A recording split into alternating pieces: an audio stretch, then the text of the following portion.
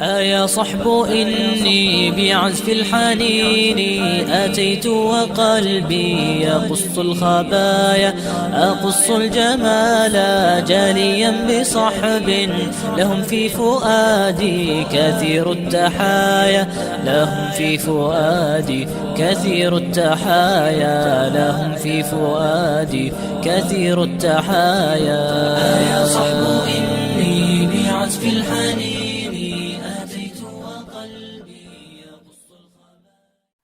Assalamu alaikum and welcome to another edition of our program. Today we are quite happy and excited to have Imam Stanley Sills, who is the Imam of the Enterprise Community Masjid in Trinidad. So welcome to the program, Imam. Assalamu alaikum. Wa alaikum assalam wa rahmatullahi ta'ala wa barakatuhu, and thank you very much for having me, inshallah. Inshallah. So, we're quite excited to have you here because we're quite excited to know what's going on in Trinidad, and so how, especially in this time of COVID and in Ramadan as well, right? So tell us a little bit about the Enterprise Community Masjid and when it all, or how it all started. Well, alhamdulillah, Enterprise Community Masjid started way back in 1996. And of course, I have been the Imam from the inception. So 26 years on average of my life, I am the Imam. And we chose to purchase a building that was initially a bakery. And then that building was converted into a mechanic garage. And then we purchased that building, and we have today the Enterprise Community Masjid. So before and after in the community, it has been a very big upliftment. And of course, the majority of the persons in the Enterprise Community Masjid, like myself, would have accepted Islam. I accepted Islam at the age of 9. And of course, today I'm 51. But and there are many persons in the community, the majority, maybe about 95%, who would have accepted Islam. They were different religions. And today, alhamdulillah, we have maybe more than 350 members or 350 homes that make up the masjid, inshallah. So you talked about 350 people in the mosque. Is that what it is? Homes. Oh wow, 350. So Enterprise, Enterprise is in the Shoguanas area, right? Yes, on the outskirts. On the outskirts. Okay. Because people like me who have been living out of Trinidad for quite some time, we're not too familiar with Enterprise. We know Shoguanas. Yes, we're not too familiar with Enterprise. Yes. Okay, that's good. Right. So you said you've been Imam for 26 years of this masjid. So I take it you are one of the guys who raised money to buy this building and to put together this whole structure. Is that how it was done? Well, yes, I have been part of the planning and part of all the activities from the inception. So there were some very generous donors who would have. We first asked the Muslim Credit Union for a loan, very interestingly, for a loan, and then they felt that was like a joke. They never had a loan to purchase a masjid. So so coming out of that maybe conversation with regards to a loan to purchase a masjid, finances came forward and so on, and alhamdulillah, we were able to purchase the masjid loan free, inshallah. Thank Allah for that.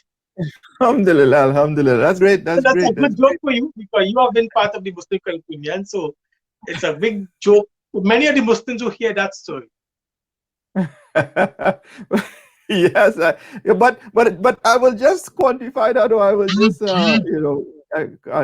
make my little disclaimer on that statement is that I was not nowhere close to the Muslim Credit Union or part of that in 1996. Okay. My reign was in 2014, 2015. So I was not part of that, but that's good. At least you got the mosque up and running and stuff like that, and alhamdulillah. So tell us some of the programs that your mosque. I know it's COVID a little bit different, but first of all, tell us some of the programs you had in place before COVID times. Well, we have been very active over the years. We would have grown from strength to strength, and we had sessions for every category, for men, for women, for children. We had plenty outdoor activities. we have plenty youths in the masjid. Our masjid composition is more youths than adults, right? So we had classes and so on in the masjid for men, women, children, madrasa every Sunday, and that was pre-COVID. During the last year window of the COVID, we were introduced to online like this. We have Zoom and so on, and we have been struggling with the children, but we were able to have classes with the women, and we have sessions that we join with the men. Although all our children are quite computer savvy now, unfortunately, we have not been able to get the madrasa back up and running, although our children are using it in schools. So inshallah, things has in fact changed. And this year, 2021, of course, even though the numbers in COVID-19 is increasing, we have a full masjid right now. We are very careful with the social distancing and so on. And we are gradually trying to accept this as a new norm with the sanitizing, checking temperatures, social distancing and so on. So before and after, this is a summary of it. We have been very active. There's a big dip for the year 2019. We gradually went up in terms of virtual teaching and learning. And today we are not completely there, but our numbers and our return to the masjid has in fact been very good, especially now in this month of Ramadan.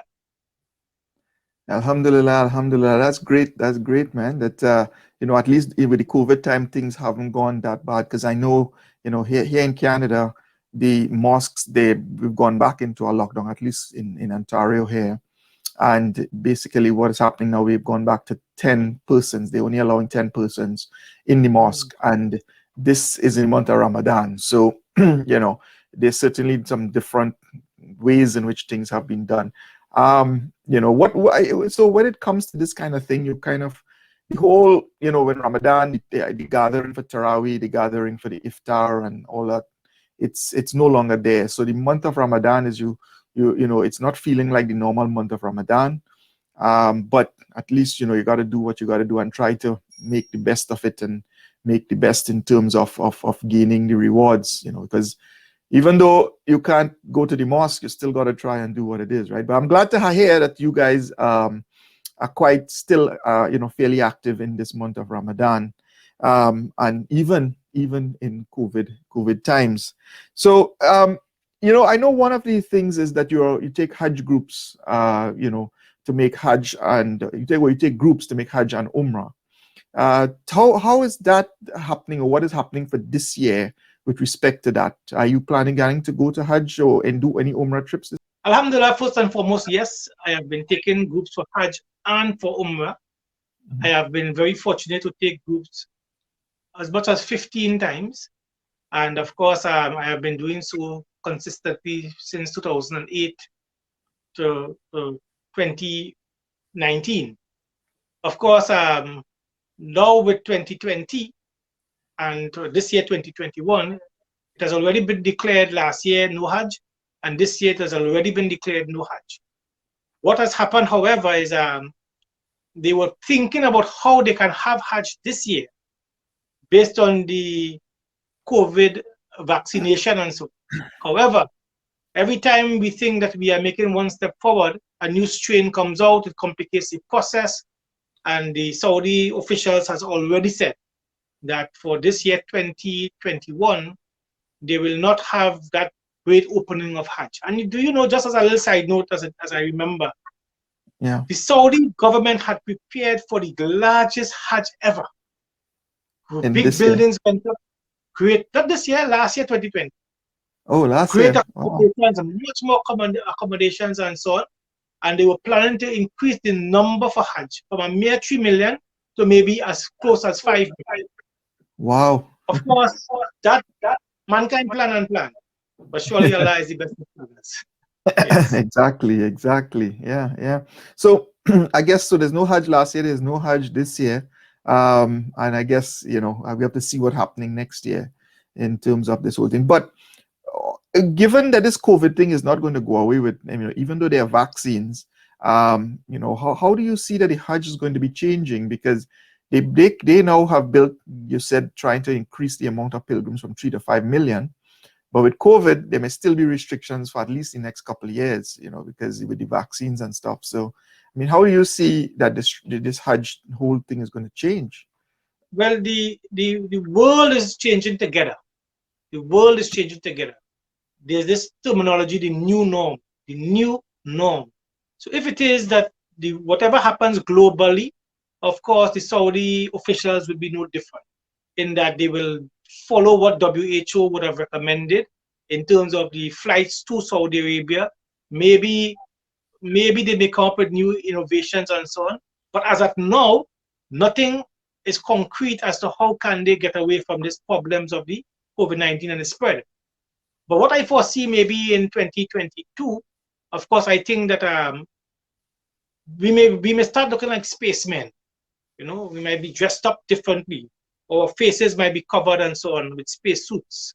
I think our dress code might most likely be changed, and I believe that Hajj and Umrah will continue, but the very same way everyone is dressed in one particular way for Hajj, with probably the ihram and so on. I believe there will be an addition in terms of the way the face mask is worn. It may no longer be the normal cloth mask and so on. I believe that there may be some level of ventilation systems and so on. But I do not believe that come 2022, the world will continue operating the way they experimented for 2020 and this whole year 2021. I believe that the wealthy countries and so on, Hajj is a very big and important event. I believe that the changes will come in terms of our respiration systems and our dress code and so on. But of course, I didn't read that anywhere. I didn't quote. I'm not quoting any magazine. I'm not quoting any scientist. I know that the show must go on, and I believe that adjustments would be made for personalized ventilation and personalized protection. And I use the example of a space suit because it's very unique to one individual. I believe maybe a different version too. But you know, in Hajj and stuff like that, you talked about only wearing 2 pieces of cloth, right? Yes. Now, you know, of course with the women it's different, but of course for men it's 2 pieces of cloth. So I mean, how I mean, if we have to wear some kind of space suits and that kind of thing, I mean, I guess forget the space suits, even the mask and stuff. I guess basically we all be wearing niqabs, right? well, you know what has been the challenge for the leaders, the Muslim leaders, is that we have been forced to make opposite positions to what we taught our Jamaat for years. We taught our Jamaat that they should not stand in a far distance, they should stand very close and make sure that there's no space between them. And we gave our Jamaats all the reasons that shaitan will come in between, and we spell it out. Even in Hajj, when I went in my first Hajj in 2003, the cups that we drank in was metal cups with a chain on it. And we were told at that time in 2003 that when you drink in the cup, you shouldn't wipe it off as though you don't like the fact that your Muslim brother drank before you. We were taught that time in 2003, you drink from the Zamzam water with those metal cups and so on. And don't scorn your Muslim brother. Appreciate that he is your, and so on. In 2009, 2010, 2011, there was swine flu. And the swine flu changed the whole scheme of things. And we have disposable plastic cups now. Disposable plastic cups. And coming back to Hajj and Umrah as it relates to COVID-19, likewise, we are seeing that all the things that we taught people as Muslim leaders, we now have to go back on it and say, no, you can stand far apart. It's okay. Yes, we told you this, but today your health is more important. And, you know, and we have to be struggling because we have no evidence in Quran and Sunnah for the action, more than just to say that the bigger Islamic principle of preservation of life is what we use to try to justify and pray to Allah that we are not making mistakes. Right. So there are many things that we have been saying, and even in the Hajj, as you asked me specifically, we were told about the boundaries for Arafah, the boundaries for Muzdalifah, the boundaries for Mina. And because of the large crowds, the Saudi government actually extended the boundaries. So places that were not Mina eventually became Mina. Places that were not Arafah eventually became Arafah with the extensions. And then stolen the Jamara and so on, there were strict restrictions that you cannot stone the Jamara after midday, before midday. With the large crowd, they already changed the rules again. They say, okay, the crowd is very big. You can now stone the Jamara before midday. And I'm saying that what we have been seeing in the recent years is that a lot has been changing. Even now when we pray our Salat, we are praying in a distant way. Now that we are going for Umrah, with the specific question you asked me about the Ihram, whatever additions, at one point in time we thought we couldn't wear glasses and we couldn't wear a money bag because the money bag had sewing. And gradually we find a lot of modifications start happening in terms of what the rulings are. So I'm saying that I don't think it would be a strange thing for us that we would find that come 2022, our ihram may very well be 2 pieces of cloth and maybe something to cover our faces that touching us. Something will come up, inshallah, and Allah knows best. And exactly, and Allah knows best of what and how things go forward. But I guess the whole thing is that we just got to do what we got to do to the best of our ability. Sticking within the whole concept of Islam and Sunnah, or the Quran and Sunnah, and we try our best to do in given these times, because I know that they had like the Spanish flu and stuff like that, 100 years ago. But now things are a little bit different. So it's like brand new, because I don't think there's anybody from that time to now who might have given, know how things were done. And even if they did, it's a complete new world from then to now. So therefore it's like uncharted territory. And basically, I guess we just got to try and do it the best that we can. You guys, I don't, have it hardest as leaders of the community to advise people. You Yes. guys definitely have it. I don't envy being in that in your shoes in these times, because I'm pretty sure you guys have it, coming all the way from you guys. Well, the only good news in it is that, it is not affecting Trinidad and Tobago only. It's a global issue. So you find that we all try to look and see what other global leaders are doing in their own spaces. In Trinidad here, we have what we call WhatsApp groups for imams. And in that WhatsApp group, you find that what we do is we try to motivate each other, try to bring evidence to help each other, and we try to work together as a team, because we are all in this together. And of course, there's not the time to fight the petty wars of the past. Long ago, we fight a lot of petty wars as leaders, unfortunately, because maybe our differences of Akida and all these different things. But now, all these things are becoming second class, because we have to fight a common enemy. It is a pandemic, it is global. And of course, if we don't work together, you'd very well find that persons may not be able to come to mosque at all, because of all the WHO guidelines and what our governments are deciding.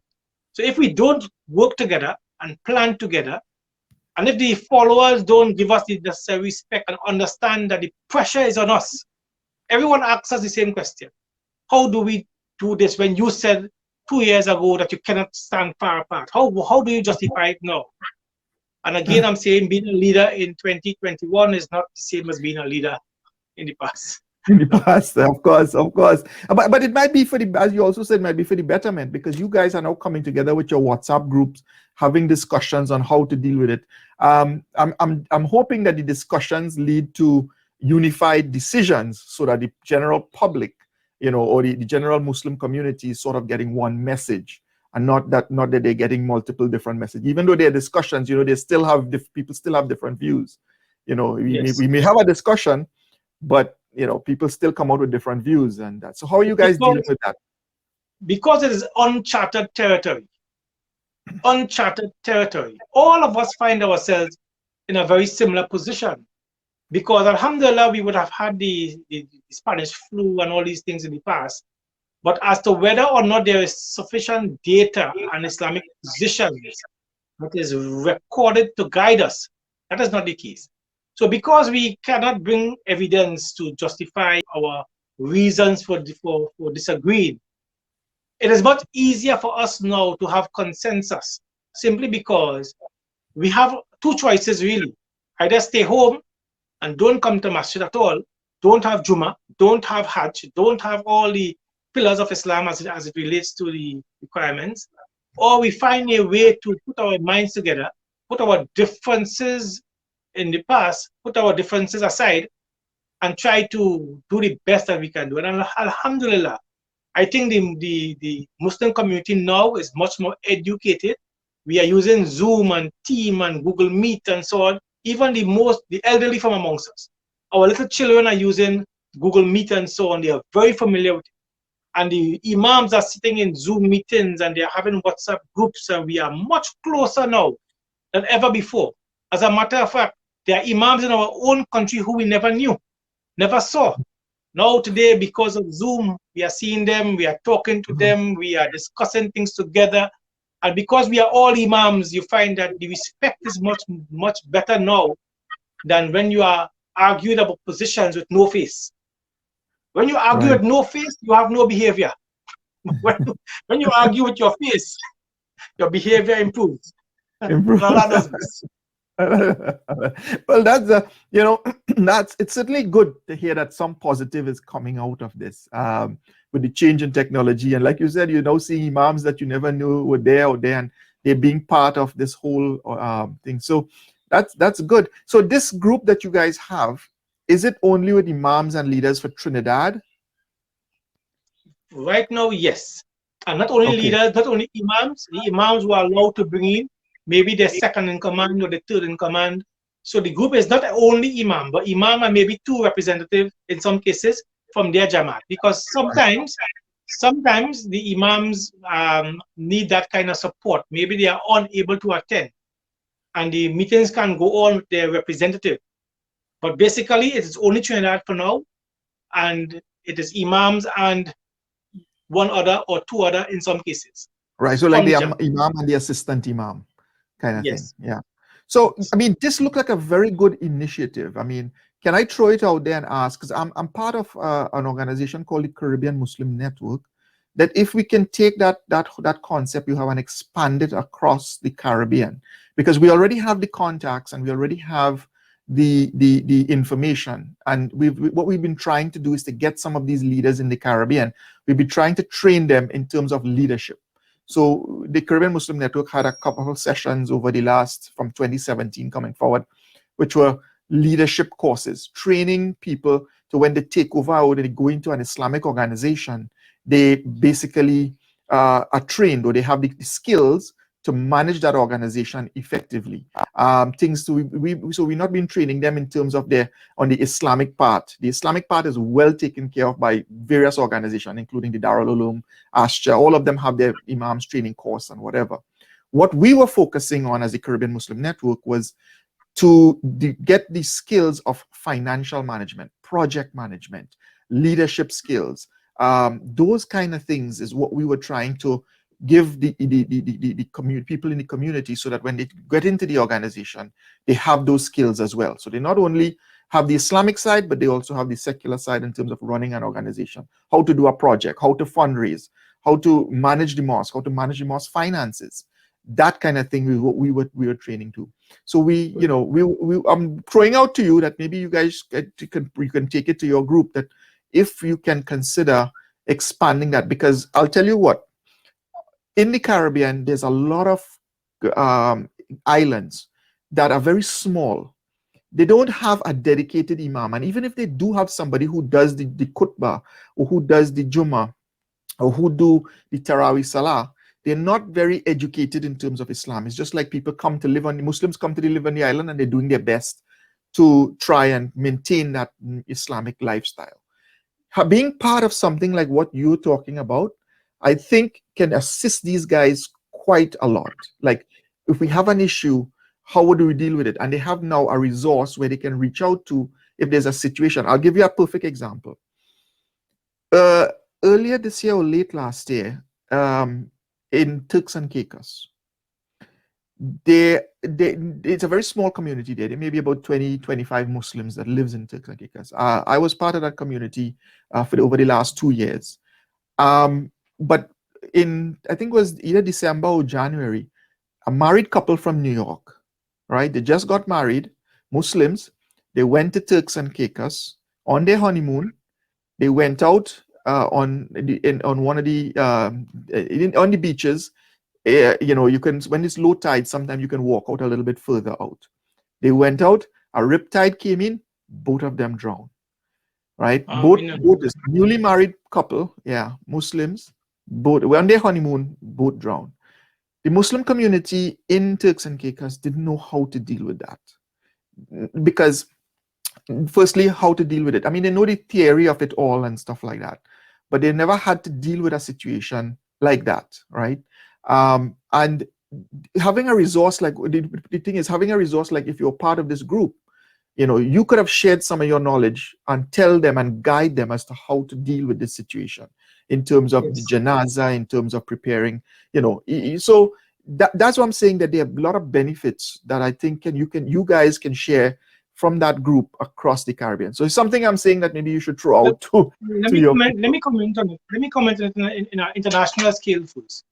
When someone goes to Hajj and they die in Hajj, the protocols to bury a persons from Trinidad and Tobago when they die in Hajj, you'll be surprised to know what has to happen.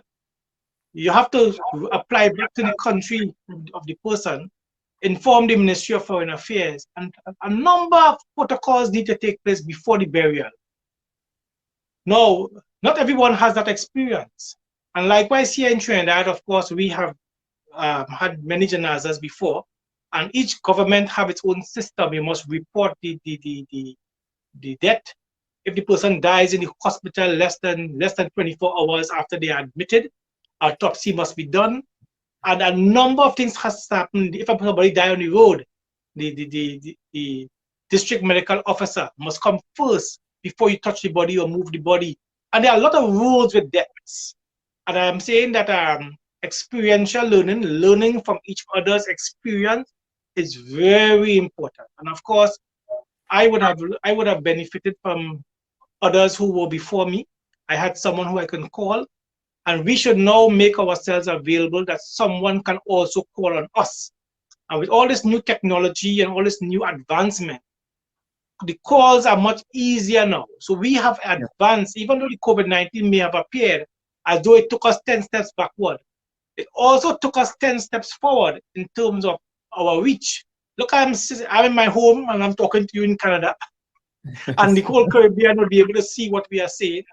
Yeah. So I'm saying that, of course, if we analyze properly, we'll analyze on both sides, that we would have lost in certain ways, but we would have also gained in certain ways. And of course, I repeat this back, we need to make ourselves available to those persons who are maybe recently imams or recently in positions of leadership. Of course, we become the older guys now. Unfortunately, we are fast becoming the older guys. And Allah knows best. Well, the older guys, but the older guys with the experience that needs to be passed on to the younger guys. So yeah, I agree. Anyway, Imam, we appreciate you taking the time speaking with us here on the program. You know you are a very busy guy, especially in this month of Ramadan. You know, it's hard to get hold of you. So thank you very much for taking the time and you know, speaking with us, telling us a little bit about the Enterprise Community Masjid, some of their programs, the Hajj, and you know, the good discussion on Hajj and moving forward with technology in these times of COVID. So thank you very much for all of that. So inshallah, take care, have a good time. Assalamu alaikum. Wa alaikum assalam, and Ramadan Mubarak to everyone, inshallah. Assalamu alaikum. Inshallah. Take care. Assalamu alaikum. يا صحب إني بعزف الحنين أتيت وقلبي يقص الخبايا أقص الجمال جاليا بصحب لهم في فؤادي كثير التحايا لهم في فؤادي كثير التحايا لهم في فؤادي كثير التحايا يا صحب إني بعزف الحنين